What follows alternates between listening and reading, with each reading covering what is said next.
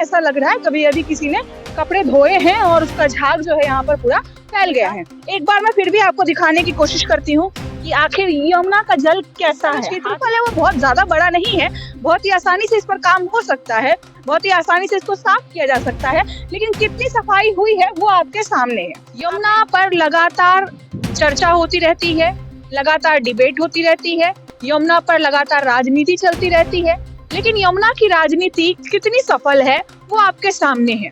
अरविंद केजरीवाल की सरकार में इसको बहुत बार मुद्दा बनाया गया, लेकिन अब अरविंद केजरीवाल की सरकार नहीं है, अब भाजपा की सरकार है। लेकिन भाजपा की सरकार में यमुना की ऐसी स्थिति किसी ने सोची नहीं थी।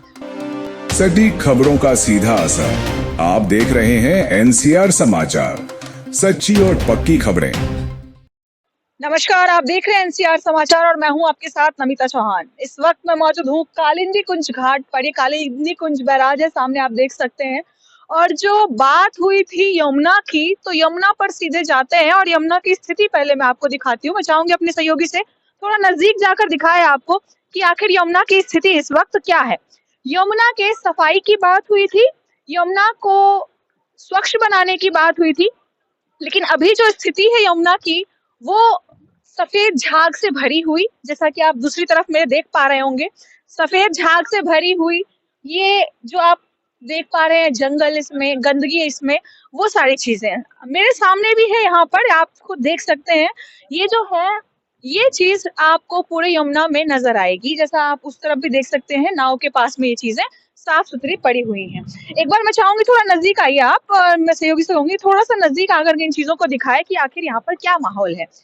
यमुना पर लगातार चर्चा होती रहती है, लगातार डिबेट होती रहती है, यमुना पर लगातार राजनीति चलती रहती है, लेकिन यमुना की राजनीति कितनी सफल है वो आपके सामने है। खैर, अरविंद केजरीवाल की सरकार में इसको बहुत बार मुद्दा बनाया गया, लेकिन अब अरविंद केजरीवाल की सरकार नहीं है, अब भाजपा की सरकार है। लेकिन भाजपा की सरकार में यमुना की ऐसी स्थिति किसी ने सोची नहीं थी। खैर, भाजपा ने चुनाव से ठीक पहले ये कहा था कि यमुना की सफाई होगी।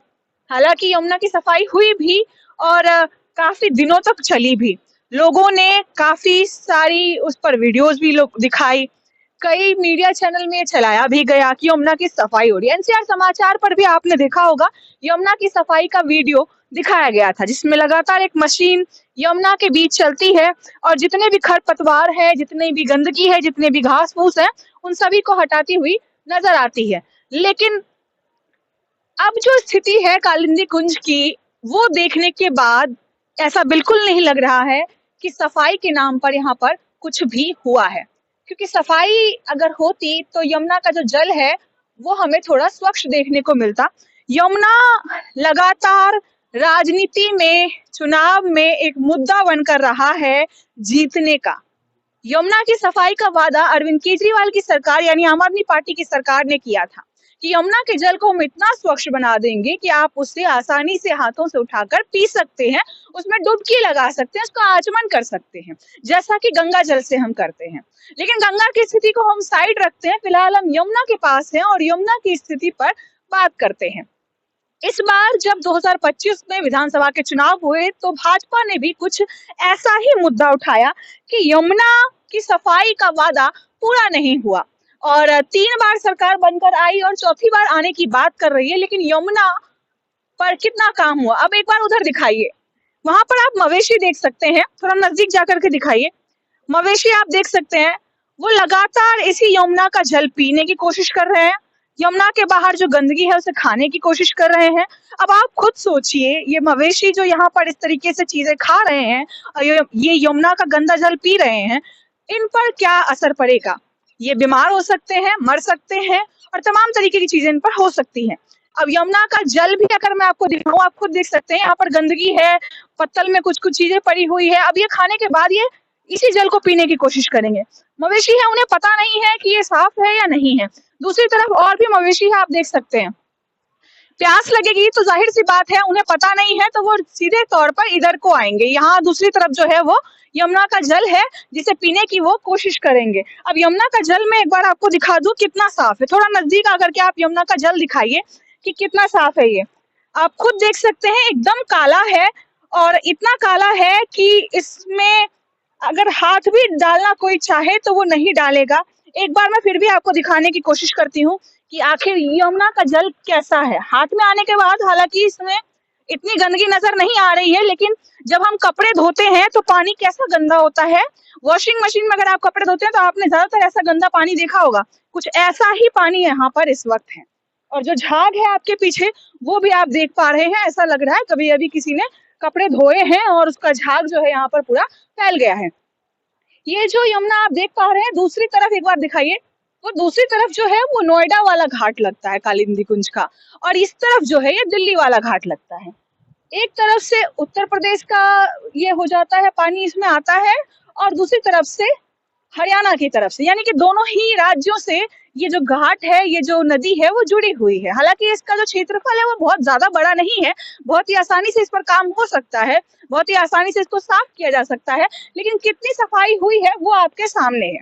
आप मेरे पीछे लगातार ये तस्वीर देख पा रहे हैं कि यमुना की सफाई पर जो बातें हुई थी वो कितनी पूरी हुई है। हालांकि इस वक्त जो है दिल्ली में भाजपा की सरकार है और शपथ ग्रहण के बाद सफाई का काम शुरू भी किया गया था, और शपथ ग्रहण से पहले भी शुरू किया गया था, लेकिन जो लोग सफाई कर रहे थे उनका ये कहना था कि लगातार 3 महीने से सफाई चल रही है। खैर, हमने तो ये सोचा था कि चलो भाजपा के आने के बाद आखिरकार यमुना पर कुछ तो काम होगा, लेकिन वो काम कितना हुआ है और किस क्षेत्र में हुआ है वो भी आपके सामने है।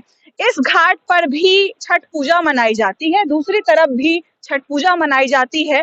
पूर्वांचलियों की संख्या बहुत ज्यादा है, और जब यहाँ पर स्थान नहीं मिलता तभी कोई पूर्वांचली कृत्रिम घाट बना करके छठ पूजा करता है। खैर, फिर से 7 महीने, 8 महीने, 9 महीने बाद यहाँ पर छठ पूजा मनाई जाएगी, और सफाई की बात 1 महीना लगभग होने वाला है। दिल्ली विधानसभा चुनाव को खत्म हुए, लेकिन उस पर कितना काम हुआ है वो आप खुद देख पा रहे हैं, मुझे कुछ कहने की जरूरत नहीं। हालांकि अभी भी बहुत लोगों को विश्वास है कि भाजपा ने जो कहा था वो पूरा करके दिखाएगी। अरविंद केजरीवाल की सरकार जो नहीं कर पाई वो भाजपा की सरकार जरूर करेगी, और मोदी की गारंटी फलेगी, यमुना जरूर साफ होगा।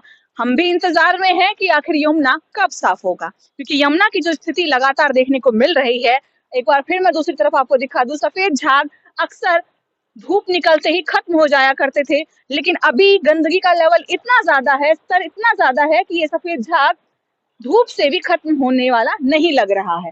पहले कुछ हिस्सों में केवल सफेद झाग नजर आता था, लेकिन अभी आप देख पा रहे होंगे, सामने दिखाइए उस तरफ, पूरी की पूरी जो नदी है, चाहे वो नोएडा की तरफ से हो चाहे वो दिल्ली की तरफ से हो, पूरे में ही आपको सफेद झाग नजर आ रहा होगा, मानो सफेद चादर बिछी हुई है। खैर, ये कोई सफेद चादर नहीं है, कोई ये ग्लेशियर नहीं पिघला है जिसका ये सफेद सफेद बर्फ हो, ये गंदगी है, ये सफेद गंदगी है जो आपको बीमार कर सकती है। अगर आपने इसे छू लिया तो आपके हाथों में काली काली काई जम जाएगी।